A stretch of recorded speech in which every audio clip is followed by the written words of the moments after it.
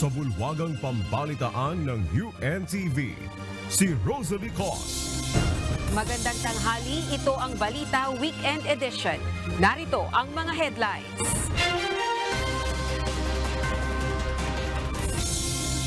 Vice President Sara Duterte hindi sang-ayon sa muling panghihimasok ng International Criminal Court sa Pilipinas. Mga tauhan ng Philippine Coast Guard na sasama sa civilian convoy, naghahanda na. Department of Health, inaalam na ang tunay na dahilan ng pagtaas ng pneumonia cases sa bansa. Dagdag bawas sa presyo ng langis, posibleng ipatupad sa Martes, December 5.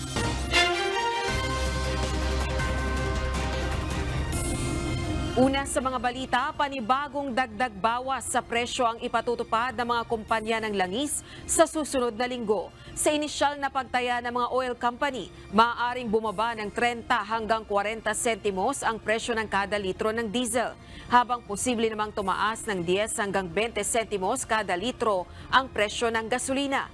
Sa Lunes, iaanunsyo ng mga kumpanya ng langis ang final price adjustment na ipatutupad sa araw ng Martes, December 5. Inatasa ng Philippine Coast Guard ang kanilang mga tauhan na sa Palawan na tiyakin ang kaligtasan ng mga sasama sa civilian convoy. Ito ang balita ni Ryan Lacanlale. Inihahanda na ng Philippine Coast Guard ang kanilang mga tauhan at barko para sa seguridad ng mga sasama sa 3 araw na humanitarian initiative ng Atin Ito Coalition. Ayon kay PCG Commandant Admiral Ronnie Hilgaban, umaasa sila na sa pagpunta ng grupo sa Pag-asa Island, mag-aalab ang diwa ng pagkamakabayan at magbigay ito ng inspirasyon sa kanila na tumayo kasama nila sa pangangalaga sa mga karapatan ng bansa sa loob ng exclusive economic zones. Sinabi naman ni PCG spokesperson for the West Philippine Sea, Commodore G. Tariela, na kaligtasan at kapakanan ng mga sasama ang pangunahin nilang isinasaalang-alang. Alam naman ng publiko kung gaano kapanganib ito. The Chinese Coast Guard vessels, sigurado talagang magdi-deploy sila ng mas maraming barko dito together with the Chinese Maritime Militia. At sa presensya ng mga Chinese forces na to sa palibot ng Ayungin Shoal, at there's a high possibility na sasalubungin sila nitong mga Chinese Maritime Forces na to. Samantala, wala pang pinal na pasya kung ilang sea vessels talaga ang papayagan sa civilian convoy. Una nang nabanggit ng grupo na nasa 40 barko ang sasama. Ngunit ayon kay National Security Council Assistant Director General Jonathan Malaya, masyadong marami ito. Nangangamba rin ang opisyal na baka magkaroon ng hindi magandang interpretasyon ito sa ibang bansa na nakabantay sa sitwasyon sa West Philippine Sea. Well, that's a question. Kaya po ngayon, nagmi-meeting na ang Coast Guard at ang Philippine Navy, Westcom, about the allowable number of ships na pwedeng pumunta. Kasi nga, parang fleet na ito eh, no? parang swarming na rin ang mangyayari, no? Philippine version of a swarming, no? Yes. But at the end of the day, we want to make sure na it's a very successful event, na walang na mahirap. Tiniyak naman ng Atin Ito na susunod sila sa mga ibibigay na kondisyon ng PCG at NSC para matiyak ang kanilang kaligtasan. Yes, for sure.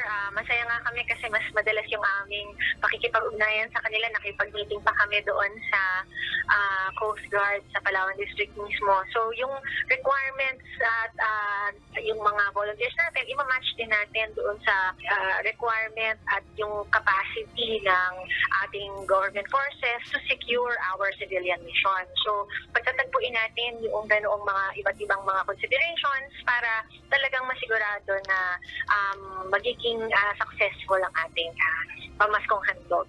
Ang civilian caravan ay nakatakdang bumisita sa Panatag at Lawak Island upang magbigay ng regalo sa mga tropa ng pamahalaan na nagbabantay maging sa mga residente ng Pag-asa Island.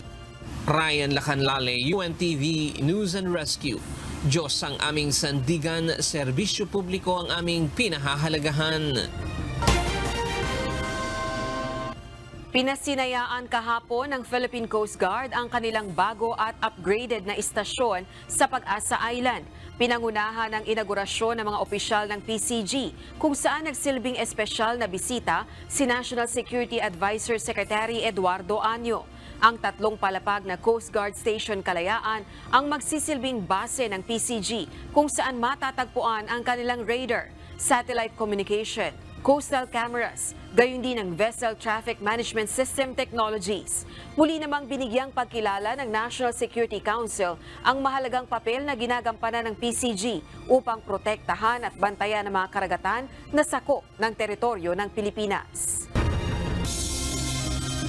Nakatakdang i-blacklist ng Bureau of Immigration ang nasa 459 na mga foreigner na natuklasang ipinitisyon ng mga peking kumpanya. Ayon kay Bureau of Immigration spokesperson Dana Sandoval, ang impormasyon ay mula sa isinagawang audit ng kanilang Verification and Compliance Division. Natuklasan ng immigration na hindi pala totoo o hindi nag-e-exist ang mga kumpanya na nagpepetisyon sa mga nasabing dayuhan. Dagdag pa ng BI, sa ngayon ay nahaharap sa investigasyon ng National Bureau of Investigation ang nasa 79 na liaison officers na siyang nagpoproseso sa aplikasyon ng nasabing foreign nationals. Ayon sa immigration, ang lahat ng mga blacklisted na dayuhan na naririto pa rin sa bansa ay utusan na lisanin na ang Pilipinas sa lalong madaling panahon. Natanggap na ng Department of Justice ang sulat ni Vice President Sara Duterte kaugnay sa posisyon nito sa issue ng muling pagsapi sa International Criminal Court o ICC. Ayon sa kagawaran, valid naman ang mga argumento ni VP Sara at lahat ng ito ay ikukonsidera sa pag-aaral sa issue. Ito ang balita ni Dante Amento. Hindi sang-ayon si Vice President Sara Duterte sa muling pagpasok sa bansa o pagsali muli ng Pilipinas sa International Criminal Court o ICC. Sa kanyang sulat sa Department of Justice kaugnay ng usapin, ipinunto ng pangalawang Pangulo ang ilang usaping legal kung bakit tutol siya rito, gaya ng isyu ng jurisdiction na sa tingin naman ng kagawaran ay may katwiran. Just for the record, yung mga arguments po niya ay very valid, kagaya ng yung jurisdiction, yung complementarity issue, the mechanisms by which we will hold people accountable, for example, the rules of evidence. Ayon kay DOJ spokesperson Assistant Secretary Miko Clavano, nakasaad din sa argumento ni VP Sara na magkaiba ang panuntunan ng Pilipinas at ng ICC pagdating sa ebidensya at pagsasagawa ng apela. Any Filipino who will undergo the rules here or the mechanisms in the Philippines, at least alam natin kung ano yung papagdaanan nila. Pero pag pumasok ang dayuhan dito at binigay natin sa kanila yung poder na investigate and to undergo a completely different legal regime, ayaw din natin na masubject ang kahit sino mang Filipino doon sa proseso na yun. Sa ngayon, hindi pa nagkakausap si VP Sara at Justice Secretary Crispin Rimulya. Ngunit tiniyak ng DOJ na kasama ang lahat ng ito sa kanilang ikukonsidera sa gagawing pag-aaral sa isyu. Dante Amento, UNTV, News and Press Tube. Diyos ang aming sandigan, serbisyo publiko, ang aming pinahahalagahan. Inaalam ngayon ng Department of Health ang napaulat na pagtaas ng bilang ng mga pasyenteng dinala sa Philippine General Hospital o PGH dahil sa pneumonia. Ayon sa kagawaran, malalaman kung ang mga naitalang kaso sa ospital ay dulot ng tinatawag na walking pneumonia sa oras na matanggap nila ang report mula sa PGH. Ito ang balita ni Gladys Tawabi. Kasalukuyang nagbabantay ang Department of Health o DOH hinggil sa banta ng isang pathogen na tinatawag na Mycoplasma pneumoniae matapos lumobo ang bilang ng mga kaso ng pneumonia sa ating bansa. Ang nabanggit na bakterya ang itinuturong nagiging sanhi ng walking pneumonia. Paliwanag ng tagapagsalita ng DOH na si Undersecretary Enrique Tayag, tinawag itong walking dahil hindi nalalaman ng tinamaan ng sakit na mayroon na pala itong pneumonia. kung saan kaya pa ng apektadong individual na pumasok ng trabaho o paaralan at maaaring magpatuloy sa kanilang pang-araw-araw na gawain. Makukumpirma na lang aniya ito sa oras na ipa-examine ang sarili sa laboratorio, partikular na ang X-ray. Gayunman, hindi ito fatal para sa mga na-infect ng ganitong bakterya. Ayon sa DOH, naghihintay sila ng ulat mula sa Philippine General Hospital o PGH upang malaman kung ang pagtaas ng mga kaso ng pneumonia sa kanilang pasilidad ay dulot ng nasabing bakterya. Tinututukan aniya ng kagawaran ang posibleng presensya ng Mycoplasma pneumoniae sa bansa dahil kasama ang Pilipinas sa pangkalahatang pagre-report kung may naobserbahan na hindi pangkaraniwan. Kasunod ito ng ulat na ipinasa ng mga bansang China at the Netherlands tungkol sa sakit. Ayon sa Centers for Disease Control and Prevention, maaring magdulot ng sakit ang Mycoplasma pneumoniae bacteria sa pamamagitan ng pagdamage sa lining ng respiratory system, partikular sa lalamunan, baga o windpipe. Idinagdag pa nito na maaring mayroong bakterya sa ilong o lalamunan ng mga tao nang hindi sila nagkakasakit. Pagtitiyak naman ng DOH,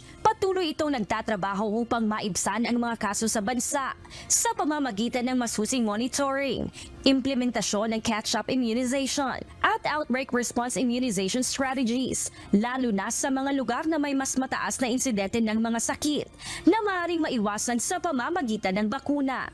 Gladys Tuabi, UNTV News and Rescue. Diyos ang aming sandigan, serbisyo publiko ang aming pinahahalagahan. Nilagdaan ni Pangulong Ferdinand Marcos Jr. nitong November 23 ang Republic Act 11965 o ang Caregiver Welfare Act.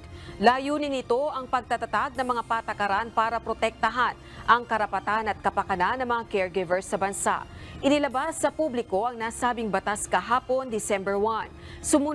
Sumusunod ito sa patakaran ng pangalaga sa mga caregiver laban sa pang-aabuso, economic exploitation at karahasan. Gayon din ang pagsisiguro ng pagkakaroon ng maayos na trabaho at kita. Sumasaklaw ang nasabing batas sa mga caregiver na nagtatrabaho sa loob ng bansa sa mga pribadong tahanan, nursing o care facilities at iba pang residential na lugar. Kabilang dito ang mga caregiver na direktang tinanggap sa trabaho o nailagay sa pamamagitan ng Public Employment Services Office at Private Employment Agency. Magiging epektibo ang batas 15 araw pagkatapos ng paglathala sa Official Gazette o hindi bababa sa 2 pahayagan na may malawakang sirkulasyon.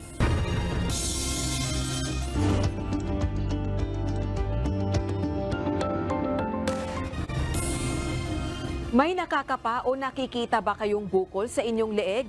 Maaring may infection kayo. Ating alamin ang posibleng sanhi nito. Ito ang balita ni Kichi Cipriano. Isa sa ipinagsasawalang bahala ng mga tao ngayon ay ang masamang naidudulot ng paninigarilyo sa katawan dahil sa paniniwalang nakatutulong ito upang mapawi ang stress and anxiety sa paggamit nito. Pero sa likod nito, ang hindi alam ng marami, ang paninigarilyo ay isang factor kung bakit nagkakaroon ng neck lump o bukol sa leeg ang isang tao.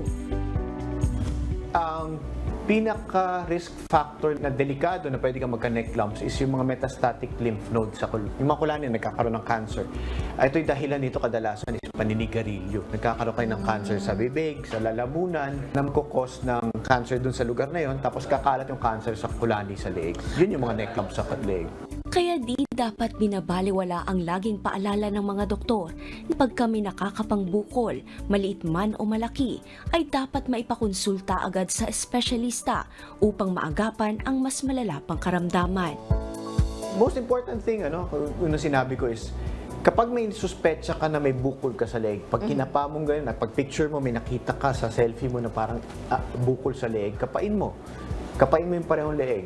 Pag may nakapakang parang hole na maliit, pa-check up mo kaagad. Bakit? Kasi the earlier we detect it, the earlier we assess it, the earlier it gets diagnosed, and the earlier you get your treatments, the better the outcome. Alamin at unawain ang mga iba pang sanhi kung bakit nagkakaroon ng neck lump ang isang tao. Manood ang Doctors on TV ngayong linggo, alas 7 ng umaga, dito lang sa UNTV. Kichi Cipriano, UNTV News and Rescue. Diyos ang aming sandigan, serbisyo publiko ang aming pinahahalagahan.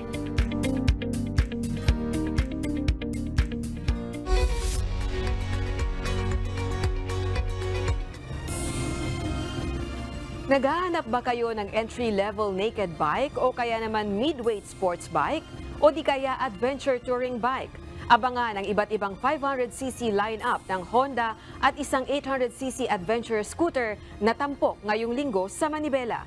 Ito ang balita ni Brian Evangelista.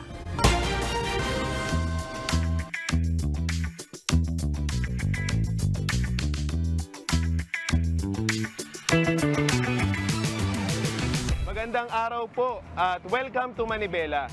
Andito po tayo ngayon sa Honda Safety Driving Center at ako nga po pala si EJ Power Rides. Pwede nyo po akong isubscribe dito para makita ang aking mga content. At ngayong araw po ay naimbitahan tayo ng Honda para sa kanilang Honda Track Day. Bibigyan tayo ng first ride impression ng ating Manibela guest rider and vlogger of EJ Power Rides para sa 4 na motor ng Honda. Una sa iti-test ride ngayong linggo ay ang entry-level naked bike na CB500F. Oh, we're about to go. Oh, malakas siya humatak ha. Malakas humatak. For a 500cc, I did not expect may punch siya oh. Oh, yeah. Malakas siya humatak and the exhaust note. I like this bike. Para sa akin, for a beginner. Kung ikaw ay beginner or kahit hindi ka beginner, mag-e-enjoy ka sa bike na to. Mula sa entry-level naked bike, sinubukan din ni Joey ang middleweight sports bike contender ng Honda, ang all-new CBR 500R. Okay oh. Okay siya guys. May pick up naman siya ng speed, hindi lang kasing torquey nung isa. Kasi kahit na pare-parehas sila ng engine guys, para lang po sa mga hindi nakakaalam, magkakaiba po ang pagkaka-tune sa kanila eh. Ayan, try natin tong chicane. Yun, sarap oh. Oy, sarap oh. Oy, sarap oh. Oy. Kasama din sa test ride, ang all-round performer na CB500X. Oh, responsive yung throttle niya. Alright, paunahin na natin sila. Kaya na. Now, I am in my nature now kasi talaga adventure bike rider ako. Yan, kaya mas sanay tayo rito. Tingnan natin ang kanyang first gear pull. Oh, okay ah. Very good. Torquey. Very torquey itong motor na to. Ayos, maganda siya. Ang ganda niya pumick up ng speed. And last but not the least, ang 800cc crossover contender ng Honda, ang new Honda X-ADV. To, talagang pag-upo mo pa lang, ramdam mo na premium yung bike mo. Dahil loaded na siya with technology. Though, dito nga sa close environment na to, mararamdaman mo yung bigat niya dahil mabagal yung takbo. Pero ako, mabigat din yung motor na gamit ko at 268 kilograms na higit na mas mabigat doon sa X-ADV. Pero pag matuli na, hindi ko naramdam eh. And for sure, alam ko ganun din yung X-ADV. Pagka matuli na, hindi mo na mararamdaman yung bigat niya. Panoorin ang full review ng ating guest rider ngayong linggo, alas 8:30 ng umaga, dito sa UNTV. Sabayan ding mapapanood via Manibela Facebook page at UNTV News and Rescue YouTube channel. At baka isa na rito mga kamanibela, ang dream big bike ninyo. Brian Evangelista, UNTV News and Rescue. Diyos ang aming sandigan, serbisyo publiko ang aming pinahalagahan.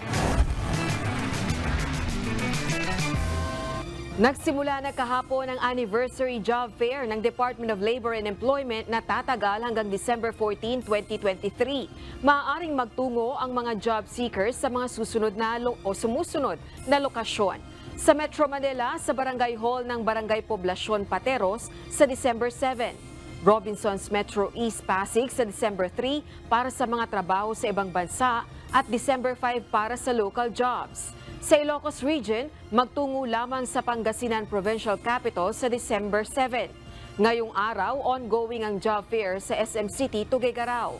Habang sa Lipa Academy for Sports, Culture and Arts, Santo Tomas, isinasagawa ang job fair sa Batangas ngayong araw.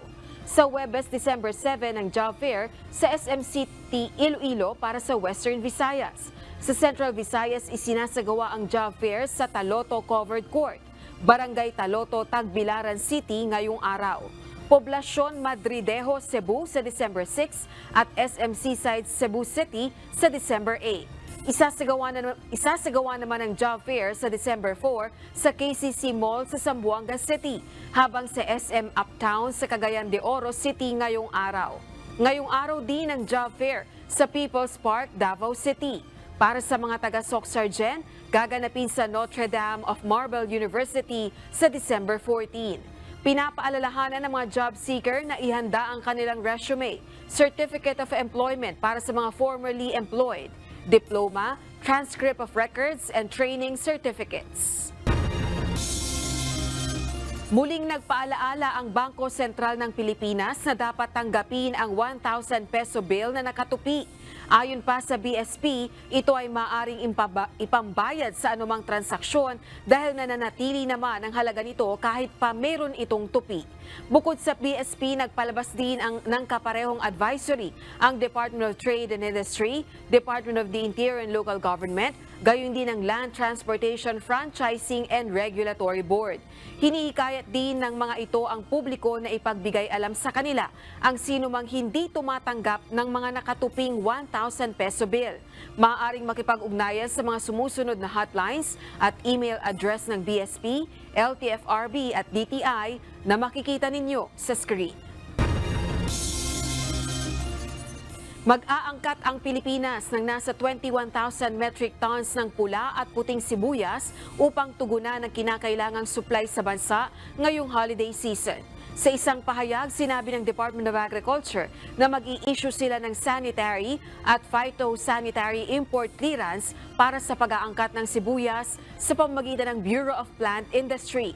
Mag-i-import ang bansa ng nasa 17,000 metric tons ng pulang sibuyas at 4,000 metric tons naman ng puting sibuyas. Manggagaling ang mga ito mula sa mga bansang China, India at Netherlands. Ayon sa DA, inaasahan na darating sa bansa ang inangkat na sibuyas bago o hanggang sa December 31, 2023. Natuklasan ng mga otoridad ang mga smuggled na produktong agrikultura sa dalawang lugar sa San Rafael Village sa Navotas City. Ito ay sa pamamagitan ng pinagsanib na puwersa ng DA Inspectorate and Enforcement Unit, Navotas LGU, National Meat Inspection Service at Philippine Coast Guard. Ayon sa DA, isang buwang minanmanan ang mga bodega bago isinagawa ang operasyon matapos na makatanggap ng intelligence report. Tinatayang nasa 130,000 kilos ang mga nakitang produkto na kinabibilangan ng karne at isda na nagkakahalaga ng 40 million pesos. Ayon sa DA, nangangamoy na ang mga produkto na palatandaan na expired na ang iba sa mga ito. Sisirain ang mga produkto para hindi na ito makarating pa sa merkado. Posible namang maharap sa paglabag sa Anti-Agricultural Smuggling at Food Safety Act ang may-ari ng mga produkto. Na-discover natin na totoo nga may mga Peking duck siya na galing China at saka mga ibang chicken byproducts na galing din ng China. Ayon sa NMIS, ang mga ito ay nakaban pa rin. So talagang mapapatunayan na smuggled siya. Kinumpirma ng Armed Forces of the Philippines na wala ng aktibong guerrilla front sa bansa. Ayon kay AFP spokesperson Colonel Medel Aguilar, nasa 15 na lamang ang natitirang weekend guerrilla front sa Pilipinas. Nangangahulugan ito na hindi na kamakailan ay ginawaran ni Pangulong Ferdinand Marcos Jr. ng amnestiya ang ilang rebeleng grupo na bahagi ng isinusulong na kapayapaan sa bansa.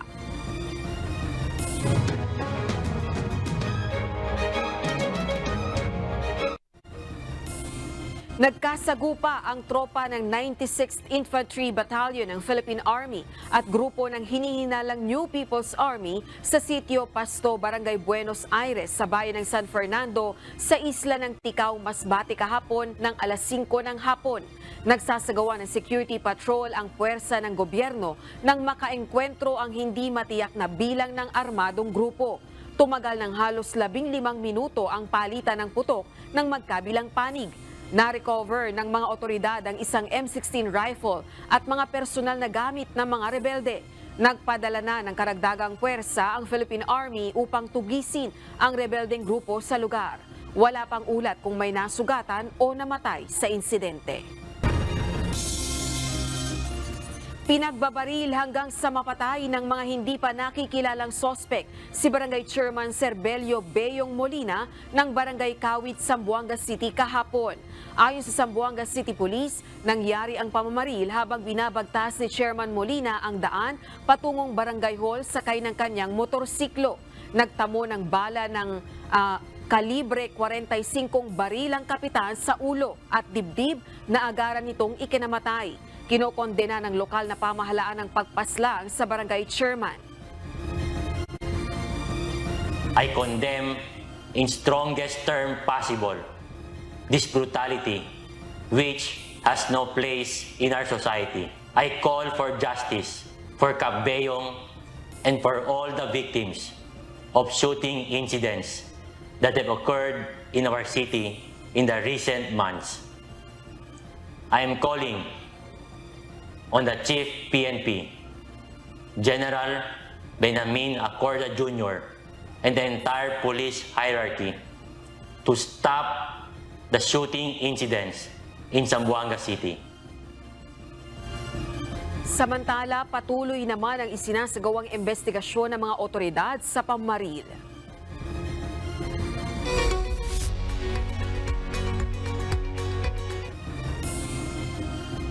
Nasawi ang 178 tao sa Gaza Strip sa pagpapatuloy ng bakbakan sa pagitan ng Israel at Hamas militant group.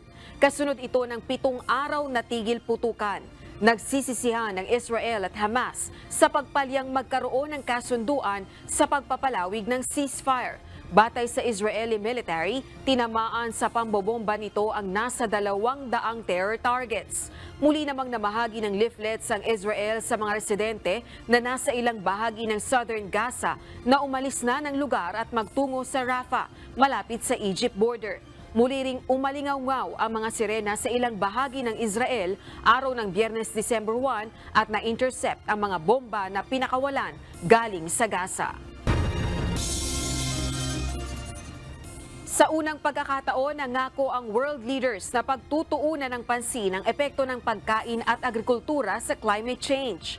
Mahigit sa 130 bansa ang lumagda sa isang deklarasyon kaugnay ng pagkain sa ikalawang araw ng United Nations Climate Summit COP28 sa Dubai, United Arab Emirates. Nasa ikatlong bahagi ng mga gas na nagpapataas sa pandaigdigang temperatura ay bunsod ng pagkain. Batay sa mga leader, kabilang na si British King Charles, nauubos na ang oras upang tugunan ang climate change. Welcome naman para sa maraming eksperto at charities ang Emirates Declaration on Sustainable Agriculture, Resilient Food Systems and Climate Action. We are carrying out a vast, frightening experiment of changing every ecological condition all at once, at a pace that far outstrips nature's ability to cope. The earth does not belong to us. We belong to the earth. Matapos ang isang matinding ethics report at sa gitna ng kinakaharap na ilang dosenang criminal charges, pinatalsik ng US House of Representatives si Congressman George Santos. Ang New York Republican ng ika-6 na mambabata sa kasaysayan na na-expel sa mababang kapulungan ng Kongreso at kauna-unahan simula taong 2002. Nabahira ng kanyang pag-upo ng kasinungalingan at aligasyon ng panloloko na nahayag pagkatapos ng kanyang pagkakahalal. Sa botong 311-114, sinuportahan ng mga kongresista ang expulsion ni Santos. 206 Democrats at 105 Republicans ang bumoto ng pabor. Sa loob ng mahigit 11 buwan sa pwesto, naharap sa sari-saring kontrobersya at paulit-ulit na panawagang magbitiw sa pwesto si Santos mula sa Democrats at kapwa Republicans. Nagsimula ito matapos maiulat sa New York Times ang pagsisinungaling niya tungkol sa isang Wall Street career, college degrees at pagkakaroon ng Jewish ancestry. Balita muli sa loob ng Pilipinas, patuloy pa rin ang paghahanap ng mga otoridad sa nawawalang eroplano sa Isabela. Samantala, hindi pa makapagsagawa ng aerial search ang mga rescuer dahil sa nararanasang sama ng panahon sa lugar. Mula sa Baguio City, makibalita tayo kay Grace Flores live. Grace, kumusta ang paghahanap ng mga otoridad sa nawawalang cyclone aircraft sa Isabela? Yes, pahirapan pa rin nga hanggang sa ngayon ang paghahanap sa nawawalang aircraft sa Isabela dahil nga sa nararanasang mga pag-ulan sa lugar na posibleng kinaroroonan ng eroplano. Ayon kay Joshua Hapinat, ang tagapagsalita ng Incident Management Team, sa ngayon ay hindi pa makapagsagawa ang mga otoridad ng aerial search para sana matukoy ang kinaroroonan ng nawawalang Piper Cherokee plane dahil sa masamang lagay ng panahon. Hindi pa po nahahanap yung aeroplano po, and malakas po yung ulan banda sa Palanan, kaya wala pa pong aerial search. Kapag nag-clear na po yung sky, pupunta po yung mga air assets po natin dun, ma'am. And then, pero tuloy-tuloy pa rin po yung ground search po natin. Sa ngayon ay nakatutok muna ang Incident Management Team sa pagsasagawa ng ground search kung saan pinuntahan ng ilang rescuers ang kabundukan ng Sierra Madre. Bukod sa area ng Sierra Madre, mayroon na ring team na naghahanap sa may bahagi ng San Mariano, Dinapigi at Palanan, Isabela. Nabatid na isang search and rescue team ang nagtungo sa Barangay Didian, Palanan na kinabibilangan ng Municipal DRRMO Palanan, PNP, BFP, Philippine Army at civilian volunteers. Habang isang team naman mula sa Isabela Provincial Mobile Force Company ang nagtungo sa Barangay Casala, San Mariano. Nauna lang sinabi ng tulong ng Cagayan Valley Regional Disaster Risk Reduction Management Council kasama ang Isabela LGU at Philippine National Police para sa mga susunod na hakbang kaugnay sa isinasagawang search and rescue operation sa nawawalang eroplano. Yan muna ang balita. Balik sa'yo, Rose. O Grace, meron ka nabanggit na ilang bahagi ng Palanan na bahagi ng search area, maging ang bahagi ng Sierra Madre. Pero gaano ba kalawak yung sa ngayon ay sinasaliksik ng mga otoridad para matagpuan yung nawawalang aircraft? Yes, Rosalie, talagang malawak nga ito, lalo na itong lalawigan nga ng Isabela at talagang bulubundukin ang lagay pa nito sa dadaan sila ng bulubundukin at ilang mga ilog doon sa mga pupuntahan nila na inaasahan o ina-expect na lugar kung saan dito nga bumagsak o saan yung aircraft na kanilang hinahanap. Kaya naman pahirapan ang ginagawa ng ating mga otoridad sa paghahanap nitong nawawalang aircraft dito sa Isabela Province. Rosalie.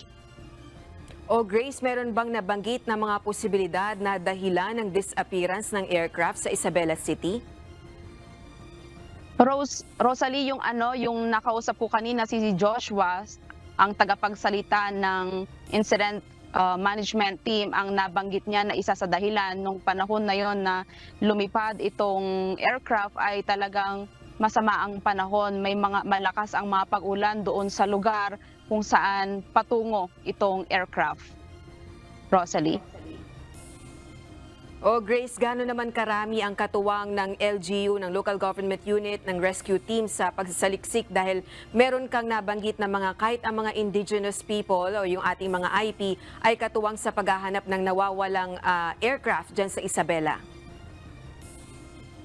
Yes, Rosalie, ang nabanggit ni Joshua Hapinat sa ating pakikipagpanayam sa kanya ay meron sa Philippine National Police pa lang ay meron na tayong 44 na personnel na kasama dito at isang grupo o isang batalyon naman dito sa Philippine Army. Maliban po dyan yung mga kasama nating mga volunteers na mga taga-dumagat dito sa Maconacon, Isabela.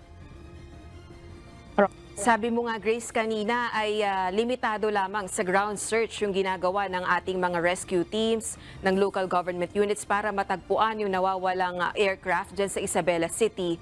Pero hanggang ilang araw posibleng tumagal na limitado lang sa ground search dahil existing naman talaga yung ating mga weather system katulad ng amihan at saka ng shear line na nagpapaulan dyan sa Northern Luzon. Yes, Rosalie, ginagawa talaga lahat ng paraan ng ating mga otoridad nitong Regional Disaster Risk Reduction Management Council ng Cagayan Valley para nga as soon as possible ay makita na nga nila itong nawawalang aircraft na hinahanap nila dito sa Isabela Province. Kaya naman tulong-tulong makikita talaga natin na tulong-tulong at lahat ng resources na magagamit nila para mapabilis nga itong paghahanap ng eroplano ay ginagawa ng ating lokal na pamahalaan para mapabilis ang paghahanap ng eroplano. Rosalie? Alright, maraming salamat Grace Flores, nag-ulat ng live mula sa Baguio City.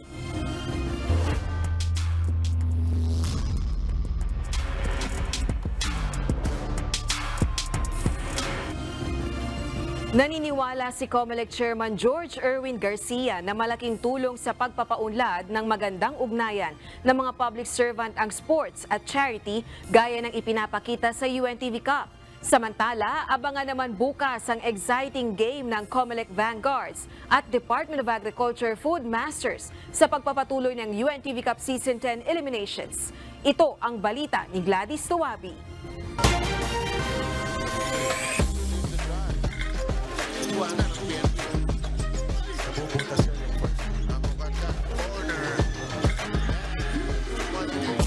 Isa sa nagpapakitang gilas ngayon sa hardcourt ng Liga ng Public Servants ay ang rookie team COMELEC Vanguard.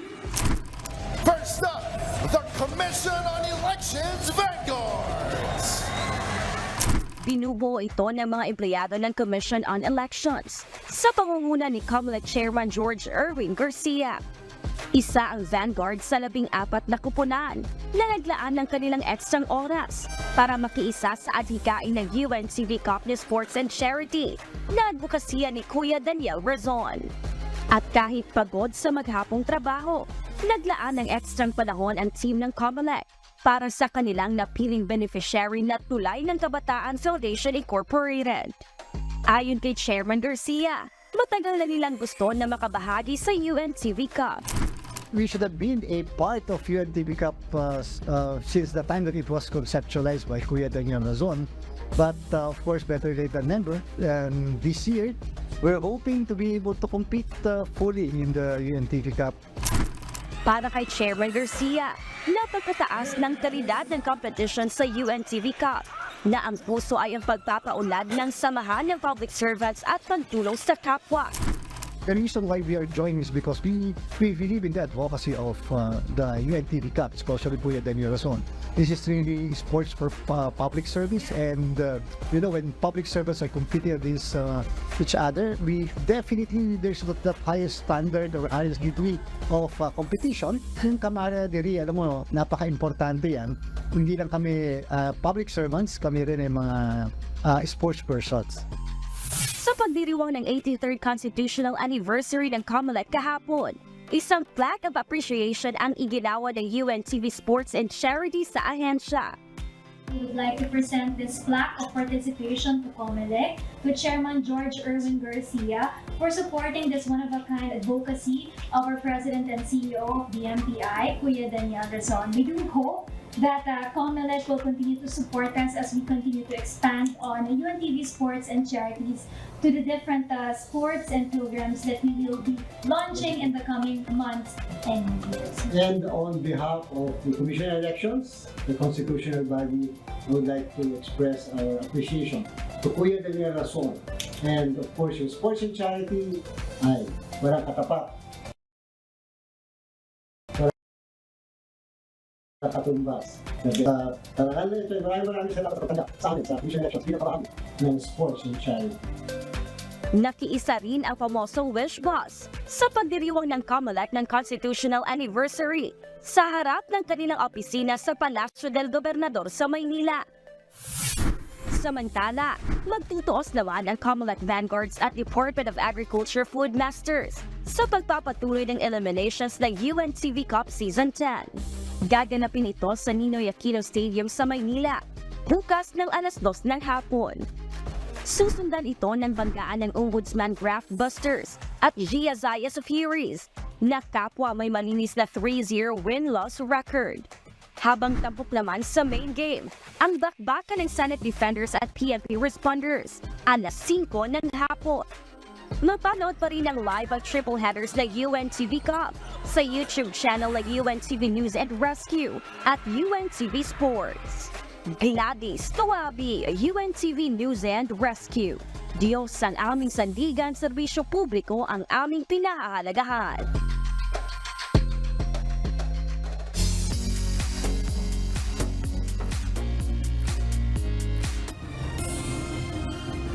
Tampok sa roadshow kahapon na nag-iisang FM booth on wheels na Wish 107.5 bus ang mga talented musician at mga singing artists mula sa hanay ng Philippine National Police o PNP sa Bicol Region.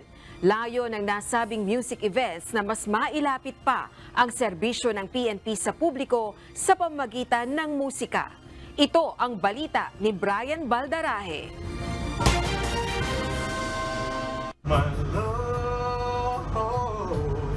Sa paghatag ko'y iniwan hanggang dito na lang ikaw itong Sa layuning maitaguyod ang kapayapaan sa rehiyon sa pamamagitan ng musika, isang natatanging musical event ang isinagawa kahapon ng kilala at nag-iisang FM booth on wheels na Wish 107.5 bus kung saan tampok ang mga talented musicians at mga singing artist mula sa Police Regional Office 5 sa Kabikulan. Ang musical event na ito ay pinamagatang Tinig ng Kapulisan Alay sa Kapayapaan.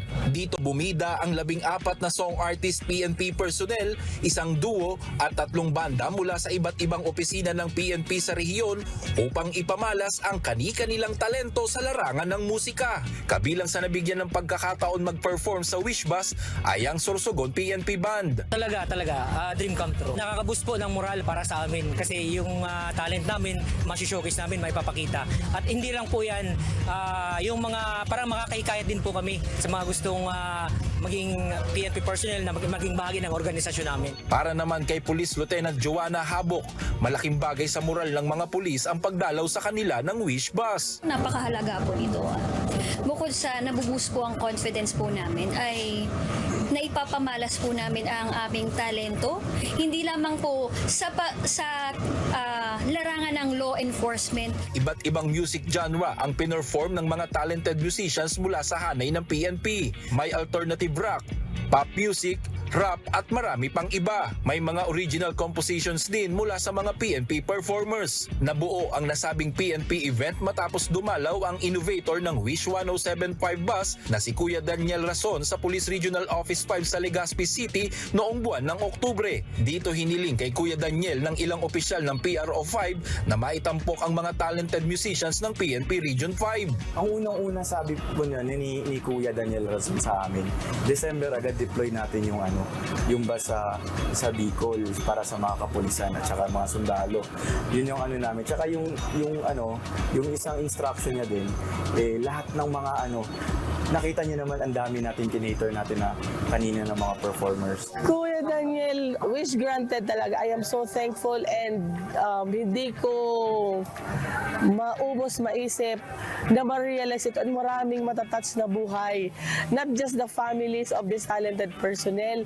May mga na-inspire tayo na sana ako rin balang araw makakaakyat din ako at makakanta sa Wish Bus. Ikinatuwa naman ng mga Bicolano ang muling pagbisita ng Wish Bus sa rehiyon lalo na sa syudad ng Legaspi. Enjoy naman yung mga tao dito kasi bihira din naman ito mangyari. Nakarinig sila ng mga magagandang talent. Opo, maganda din yun kasi sir, marami talaga tayo sir na mga magagaling na uniform personnel, especially, lagi sila na-perform dito sa mall. Bukod sa mga music artist mula sa PNP, meron din mga artist na mula sa iba't ibang lugar sa Bicol ang nabigyan din ng pagkakataong makakanta sa Wish Bus. Patuloy na mag-iikot ang nag-iisang Wish 107.5 bus sa iba't ibang lugar sa bansa upang itaguyod ang original Filipino music o OPM.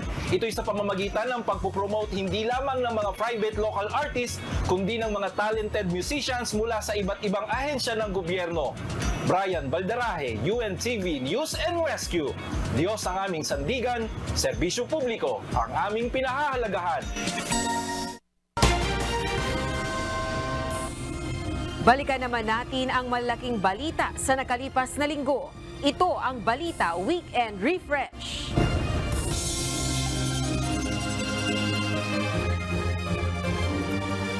Pilipinas nakakuha ng dagdag suporta mula sa Asia-Pacific nations para makapwesto sa UN Security Council.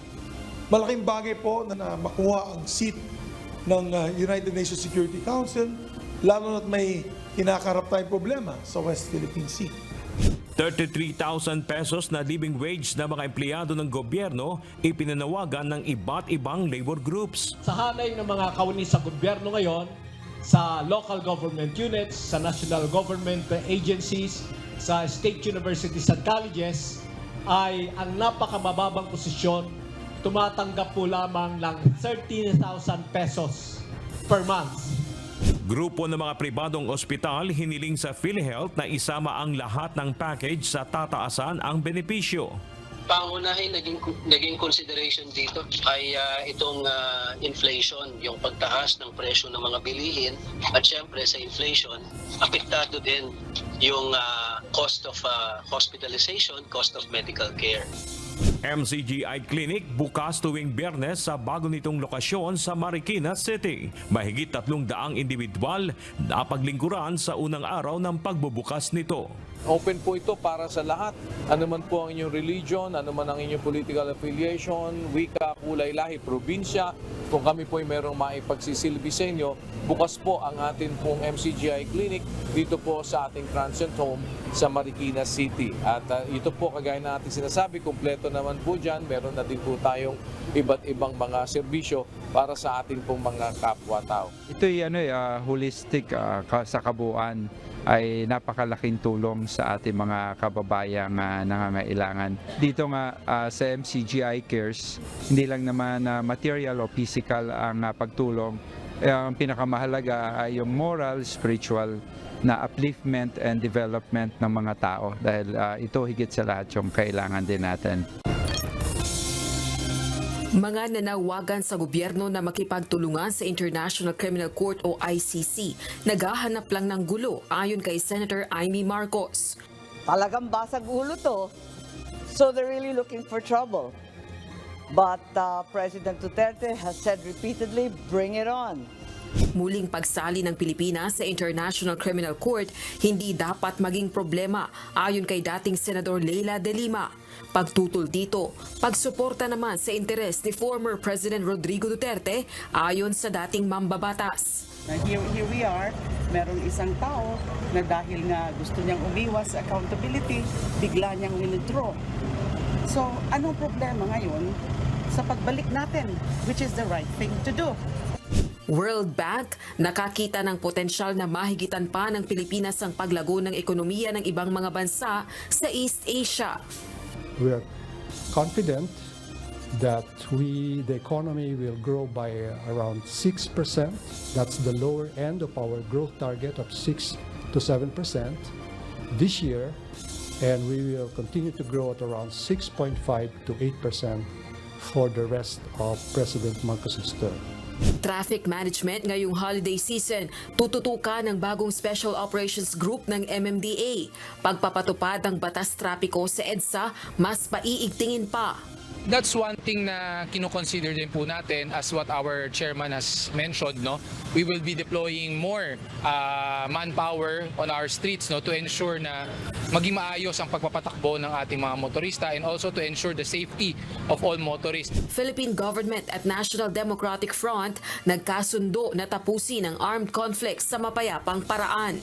I am therefore privileged to report that the government of the Republic of the Philippines and the National Democratic Front of the Philippines have agreed to a principled and peaceful resolution in ending the armed conflict.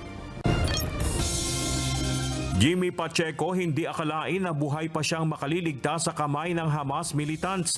Isa pang Pilipino na pinalaya rin ng militant rebels sumailalim sa medical evaluation. Pumasok na kasi sila hindi na tumakis eh.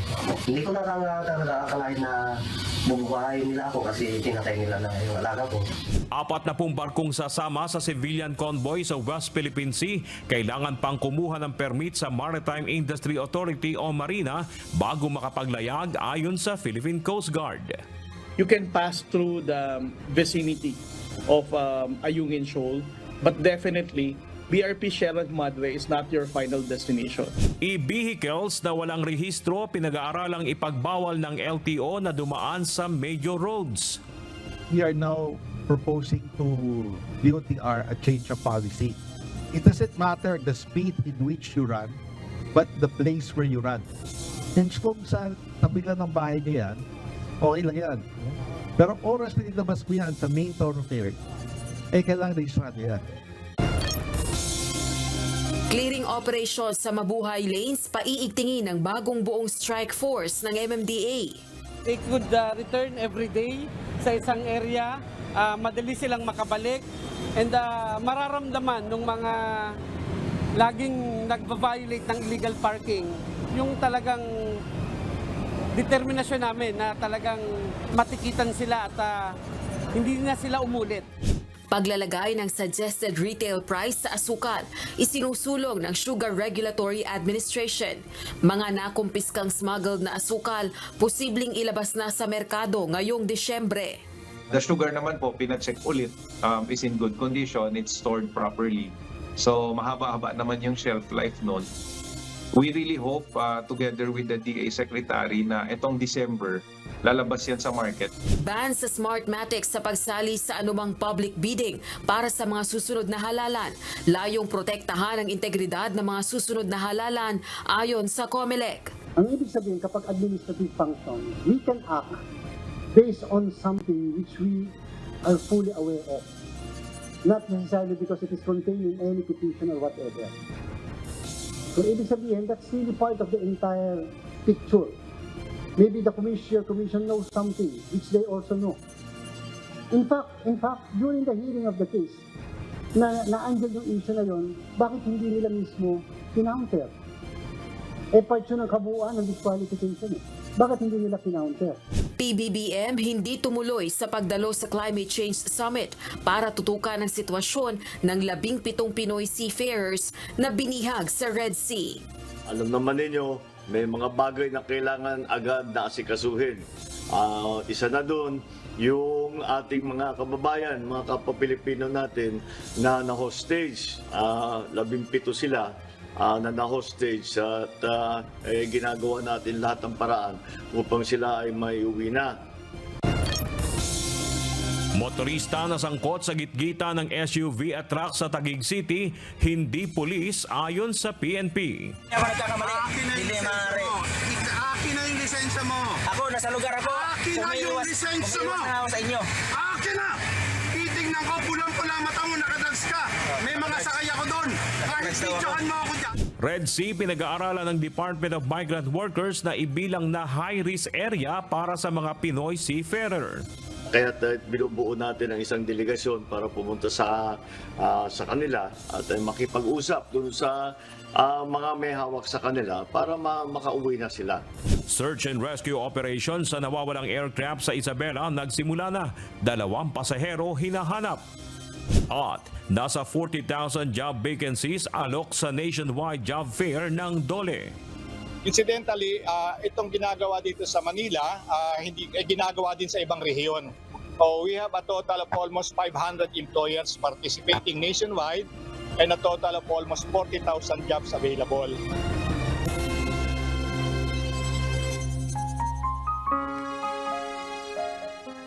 Narito naman ang salita ng Diyos na ating sandigan mula sa Aklat ng Kawikaan 2:6 na nagsasabi, "Sapagkat ang Panginoon ay nagbibigay ng karunungan, sa kanyang bibig nanggagaling ang kaalaman at kaunawaan."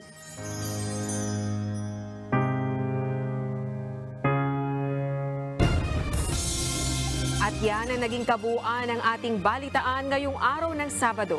Aming inilahad ng buong katapatan kung paano namin nasaksihan. Sa ngalan ni Kuya Daniel Rason, ako si Rosa Licos.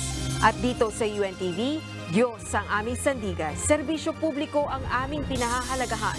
Magandang tanghali.